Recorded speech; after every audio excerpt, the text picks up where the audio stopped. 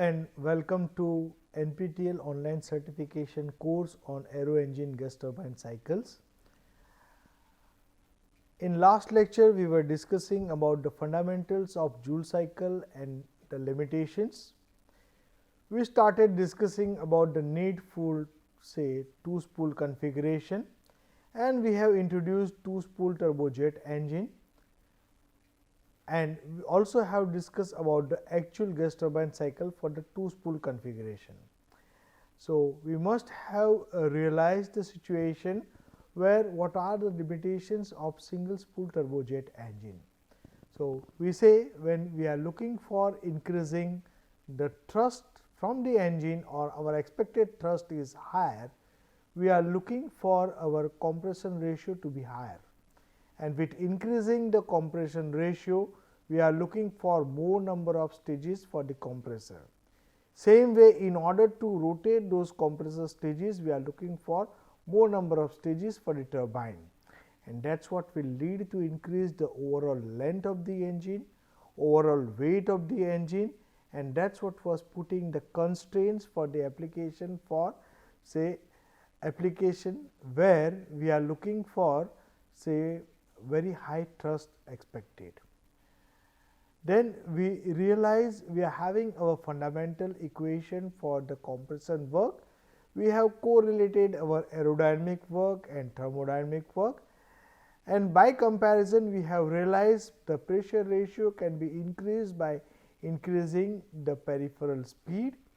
This peripheral speed we have correlated in terms of diameter and the rotational speed. We have discussed we are having constraint.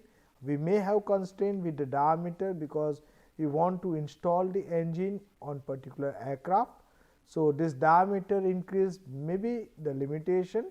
The next option with us was say higher rotational speed, but when we are increasing our rotational speed, my flow will be going transonic or supersonic near the tip region for the front stages of my compressor, and that is the reason why that will lead to reduce the performance, or we will not be achieving the expected performance from the engine.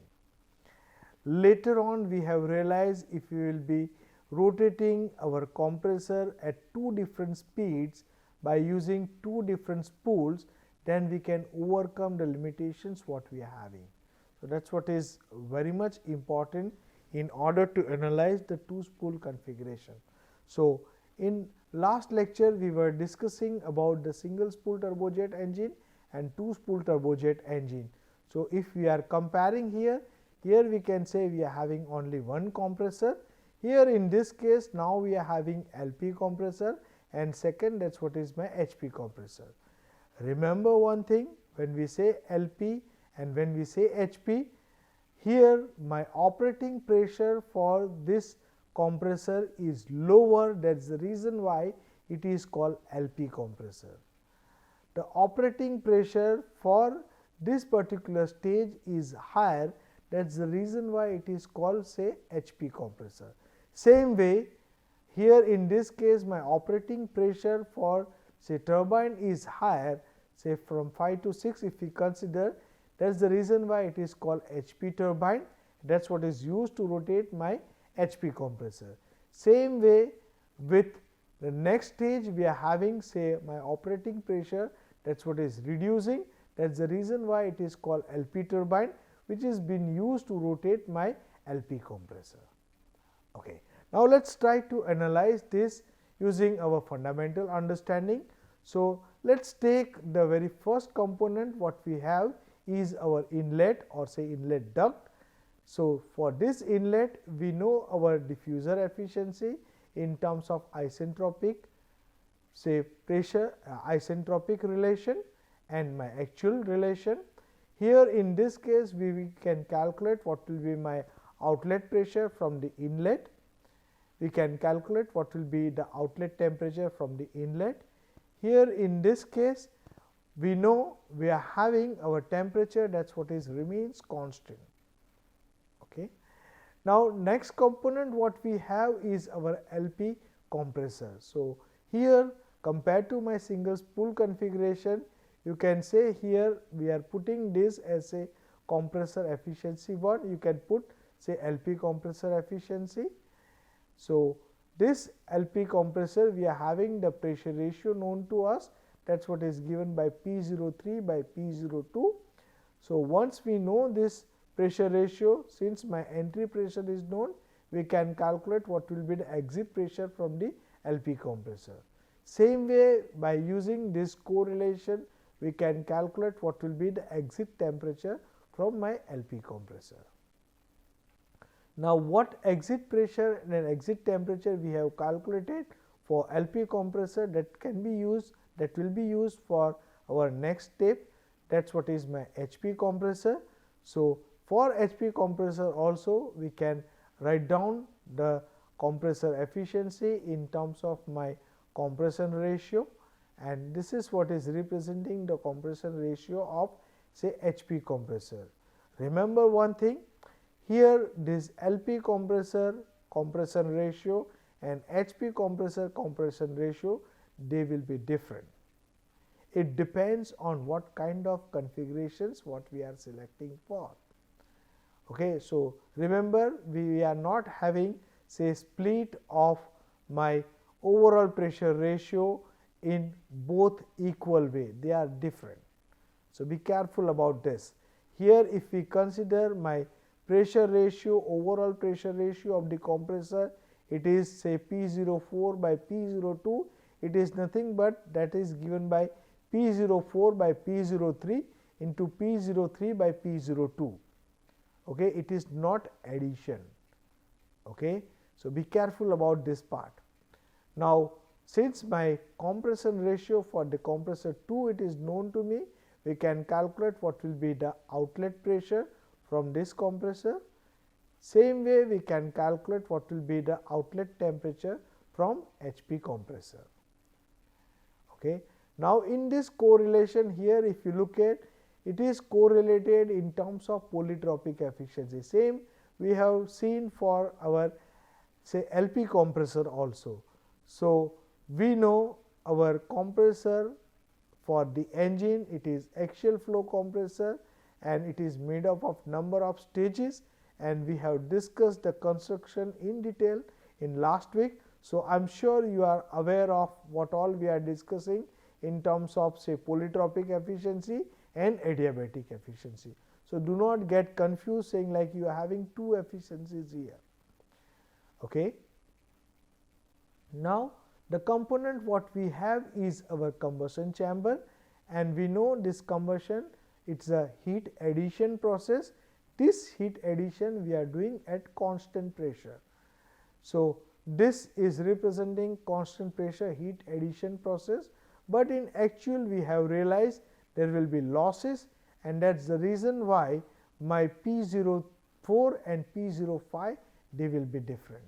Suppose if I consider say there is a loss in combustion chamber say delta P, then we can calculate this P05. It says 2 to 5% loss, that is what will be happening inside the combustion chamber. Now, for this combustion chamber, if I will be taking this as a control volume and if I will be doing my energy entry and exit. So, here this is representing my amount of heat, that is what is entering inside. It says M infinity into H04. This is the amount of heat addition what we are doing, MF into QR, it is calorific value into burner efficiency, and at the exit of my combustion chamber it will be M dot infinity plus MF into H05. So, this combustion process, that is what will be raising my temperature to say T05. So, if I will be doing my energy balance, we can say this plus this, it will be giving my exit condition. Okay. So, based on that we can calculate our fuel air ratio. This fuel air ratio, it is a function of say my enthalpy H05 minus H04 divided by QR into burner efficiency minus H05.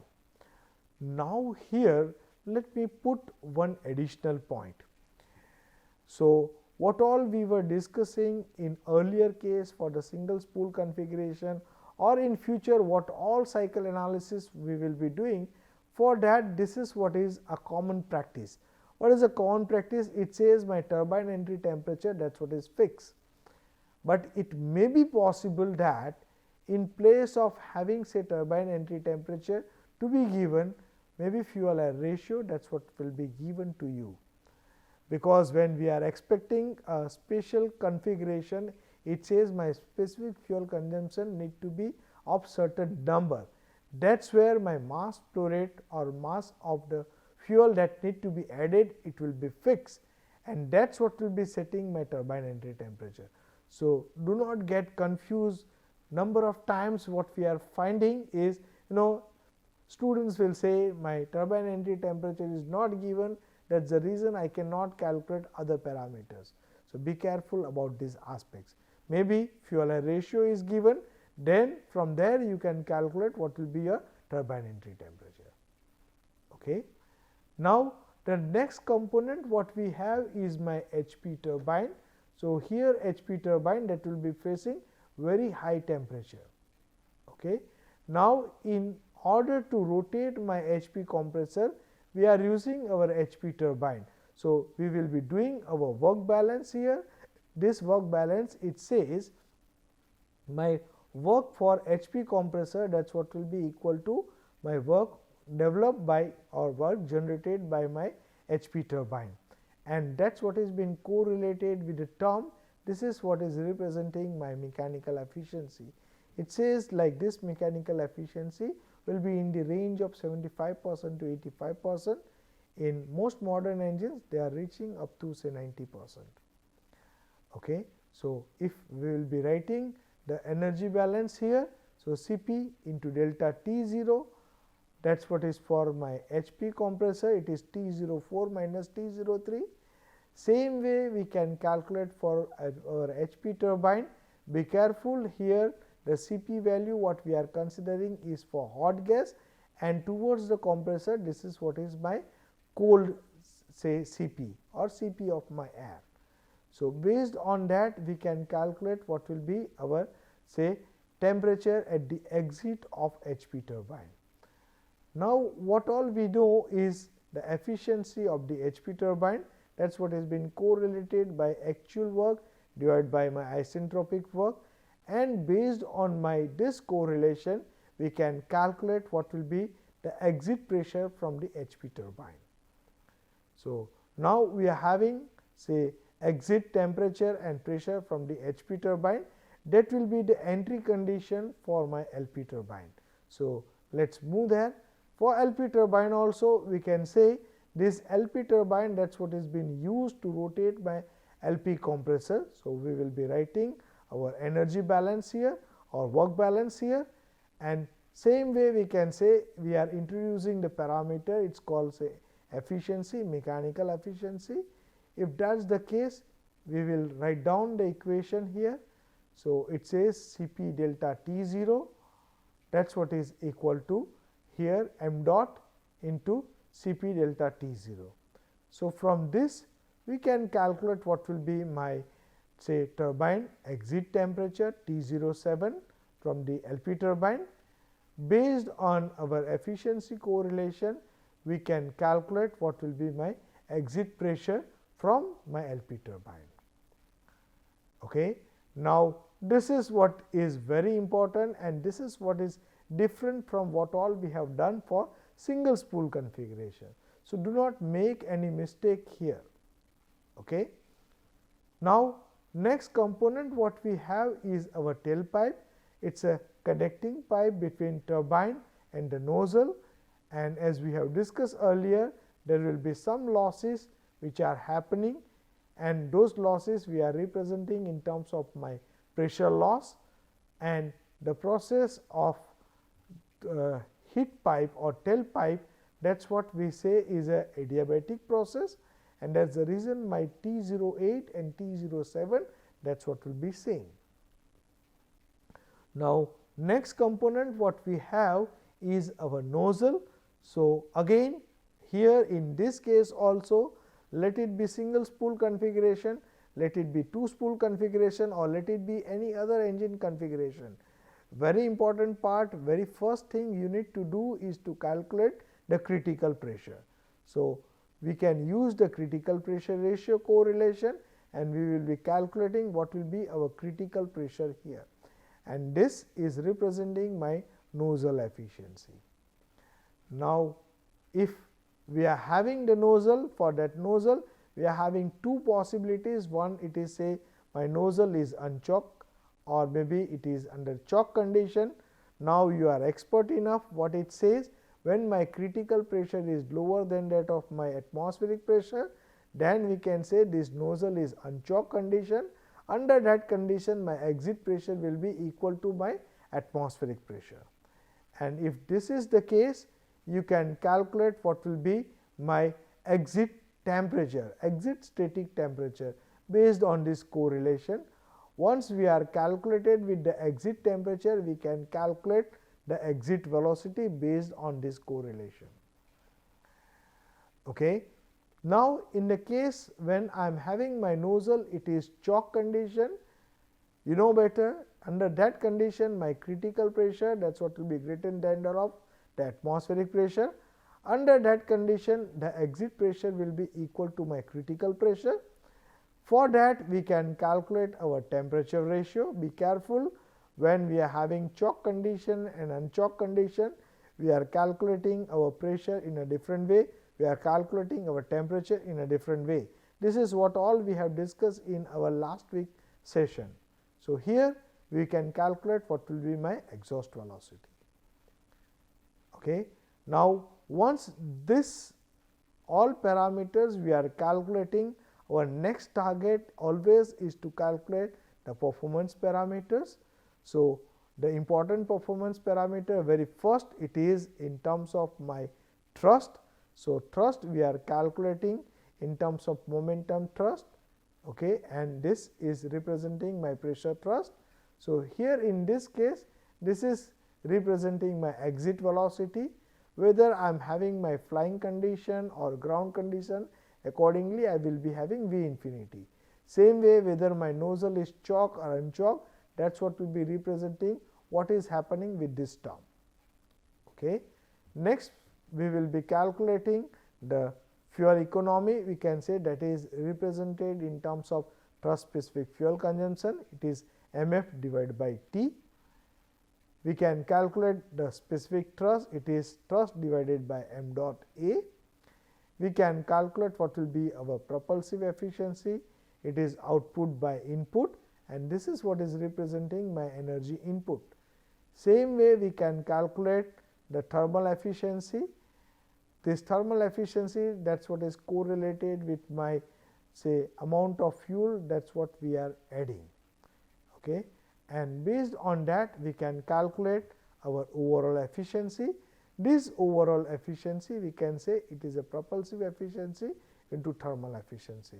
So, this all steps what we are doing, those steps are common for both the engines, single spool turbojet engine as well as for two spool turbojet engine. The difference, that is what will be coming, is in terms of calculation of our parameters, cycle parameters. Okay. Now, once you are having this as the understanding, let us try to take one numerical. So, this is what is information which is given. So, we are having two spool turbojet engine and we are doing our testing or cycle analysis at the ground condition. It says, since it is a two spool turbojet engine, we are having two different compression ratios. So, this is for LP spool, it is say 3.35, and for my HP spool, my pressure ratio is 4.65. Turbine entry temperature or turbine inlet temperature, it is 1200 K. The air flow rate is 186 kg per second. My flight condition, if you say this is what is at the ground, that is the reason my m equal to 0 and my temperature and pressure are atmospheric temperature and atmospheric pressure. It says take the efficiency of the component as say 90% for intake or the diffuser. For both the compressors, efficiency are 88%. For combustion chamber, the efficiency is 95%. For both the turbines, the efficiency are 94%. be careful, you need to take care of whether what information that is what is given. It may be possible that you will be having different efficiencies for say HP compressor and say LP compressor. Same way for turbine also that may be different. Okay. Now, it says there will be loss of pressure by 3%. The heating value of the fuel is 45,000 kilojoule per kg. The Cp value and gamma value for air they are given. Same way for hot gas it is 1156 joule per kg Kelvin and gamma value is 1.3. We need to calculate say nozzle area, thrust developed, thrust specific fuel consumption, propulsive efficiency and overall efficiency. So, based on all these informations you can plot this TS diagram. I am sure you are able to plot this. Now, if you look at carefully for this slide, I am writing my actual cycle in operative of afterburner. So, you must realize this is what is something different. So, my next step will be when we will be having afterburner. So, this afterburner that case we will be discussing in say next week session, but for this session we will be discussing about the inoperative of afterburner. Now, I am sure you are able to collect all these informations. Now, let us try to understand how do we proceed with. So, we have our all components with us. Suppose if I consider say inlet, for this inlet we know what is our M infinity, T0, P0 and diffuser efficiency. Okay. So, this is what will be giving me the parameter at the exit of my diffuser. Next component what we have is LP compressor, that is what is represented by 02 to 03. For that we know what is my pressure ratio and what is my efficiency. So, we can calculate what will be our exit pressure and exit temperature from the LP compressor. The next component what we have is our HP compressor. For that HP compressor we know what is our efficiency and what is our pressure ratio. We are able to calculate what will be the temperature and pressure at the exit of say HP compressor.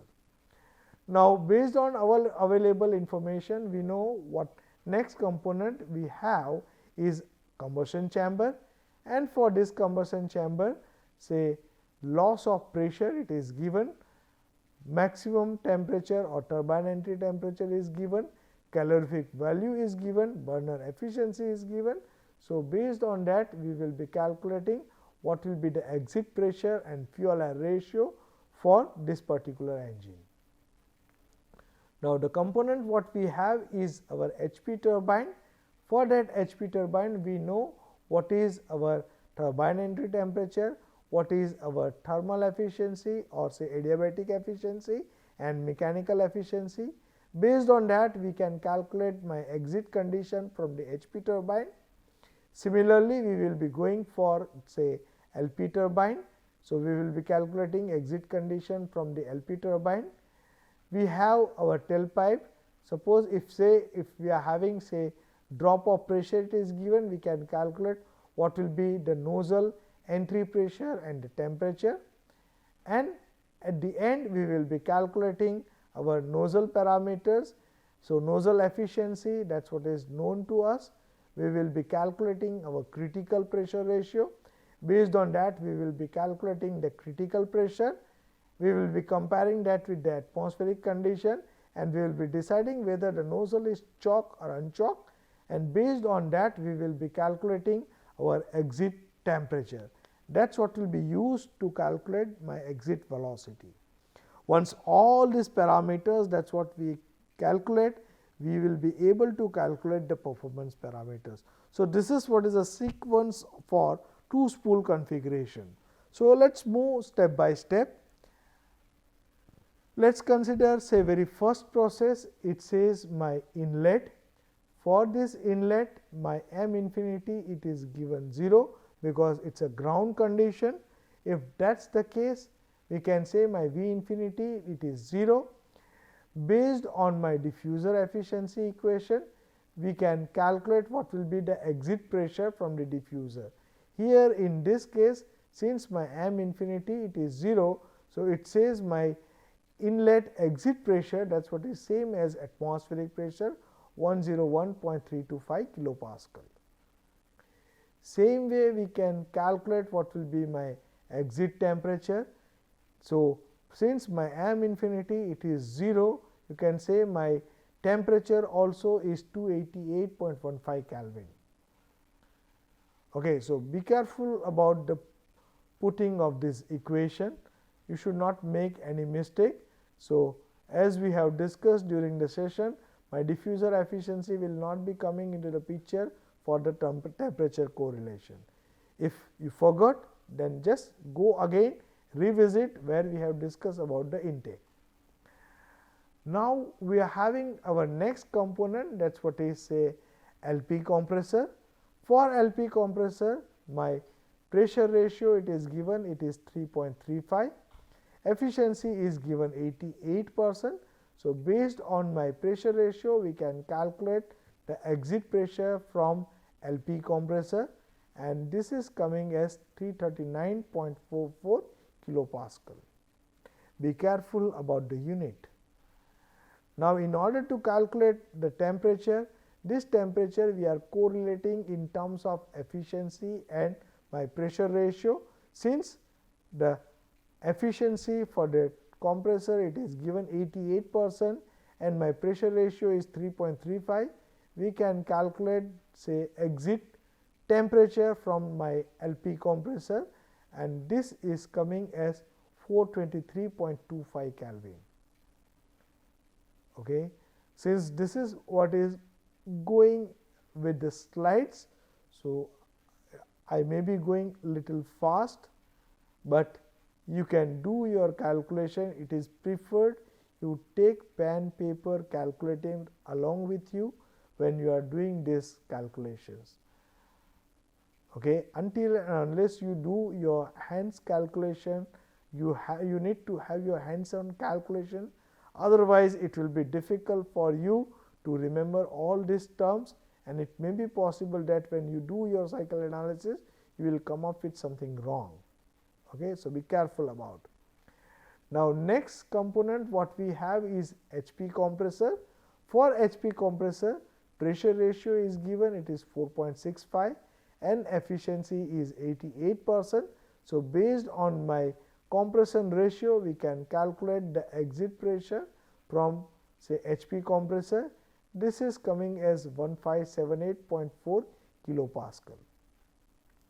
Same way, based on the efficiency and the compression ratio, we can calculate what will be the exit temperature from say HP compressor, and if we will be putting the known parameters, we will say like exit temperature it is coming 688.42 Kelvin.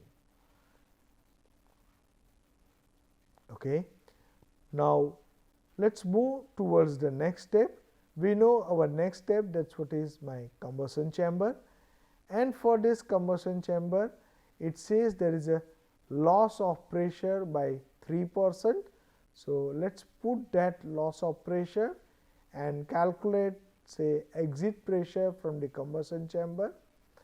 If we are putting that as a 3%, this number is coming 1531.05 kilopascal. Okay. My turbine entry temperature, that is what is known to me. So, P05 and T05 they are known to me, but I am looking for very important parameter, that is what is my fuel air ratio. So, based on the energy balance, let us move here. It says I will be writing my energy balance here, and based on the energy balance we can calculate our fuel air ratio. Again, to remind you, be careful which Cp value you are putting. When I am taking say T05, I need to take that as a Cp for hot gas. When I am taking T04, I need to take Cp of cold air or say air. Okay. And all the units that need to be in maybe joule per kg or maybe kilojoule per kg, you maintain the uniformity. and if I am putting all this number, it says my fuel air ratio is coming 0.0168. Okay. Now, let us move towards the next component. What we have is say HP turbine. So, this HP turbine basically is used to rotate my HP compressor, and work balance that we are correlating using the mechanical efficiency, since here the mechanical efficiency is given as 85%. So, let us put this equation. My compressor work, as we have discussed, it is mCp delta T0. Same way for my turbine, I can write down it is mCp delta T0, but here this mass flow rate, it will be m infinity into 1 plus f, because amount of fuel and air, they combinedly they are coming out from my combustion chamber. So, if this is the case, we can calculate our exit temperature from the HP turbine, and if we are putting all this number, it says turbine exit temperature is coming 933.27 Kelvin. We know our correlation for say turbine in terms of efficiency.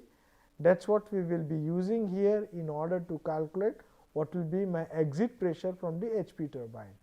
So, here this is correlated with say my expansion ratio in terms of temperature and efficiency. If we are putting these numbers, it says the exit pressure from my HP turbine, it is coming as say 475.61 kilopascal. Do not be in rush. Again, I am telling you, take pen, paper and calculator along with you for solving this numerical. Okay. Now, what next component we have is my LP turbine. In line to what all we have done for HP turbine, we will be doing that for say LP turbine case. So, LP turbine, that is used to rotate my LP compressor, and my work balance, it is been correlated by mechanical efficiency. So, if I will be putting my equation, it says mCp delta T0. Again, here on say right hand side, that is what we are writing, m infinity into 1 plus f Cp delta T0. So, based on that, we will be able to calculate what will be the exit temperature from LP turbine, and this is coming as say 797.4 Kelvin. Since we have information about my efficiency and we know what is our pressure at the entry, based on the correlation, we can calculate what will be the exit pressure from the LP turbine. So, this is what is a correlation. This correlation, it is in terms of temperature and efficiency. So, if we are putting these numbers, be careful which point you are putting with. So, you should not commit mistake here in terms of writing the equation. Okay.